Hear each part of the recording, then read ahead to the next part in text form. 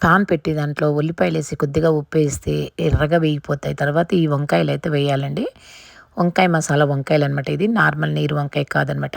ఇలా పావు కిలో వంకాయలేసి, పావు కిలో టమాటాలైతే మనం చాలా సన్నగా తరుముకోవాలనమాట.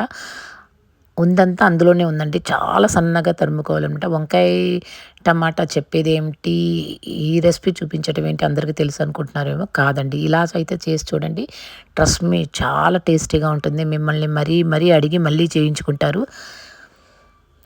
ఇదగండి. ఈ గత 20 సంవత్సరాల నుంచి మా ఇంటికి ఏ చుట్టాలొచ్చినా, ఎవ్వరొచ్చినా కూడా కంపల్సరీ ఇది అడిగి మరీ చేయించుకొని తింటారండి నా చేయితో అనమాట. అంత టేస్టీగా ఉంటుంది.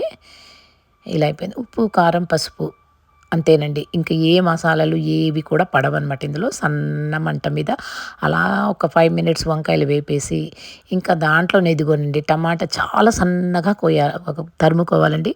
ఇందులో ఉన్న మొత్తం ఇదేనండి.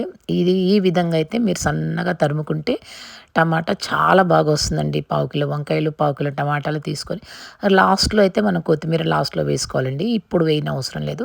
ఇష్టం ఉంటే ఇప్పుడు వేసుకోవచ్చండి. నేనైతే లాస్ట్‌లో వేస్తాననమాట.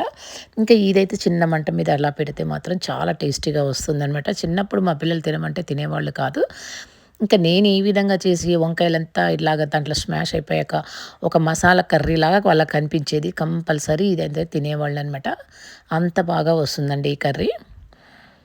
నా వీడియోలైతే అందరూ చూస్తున్నారండి. లైక్స్ మాత్రం చాలా తక్కువ కొడుతున్నారు. ప్లీజ్ అండి నా ఈ వీడియో నచ్చితే లైక్‌లు కొట్టండి, షేర్ చేయండి, సబ్‌స్క్రైబ్ చేసుకోండి. Please friends.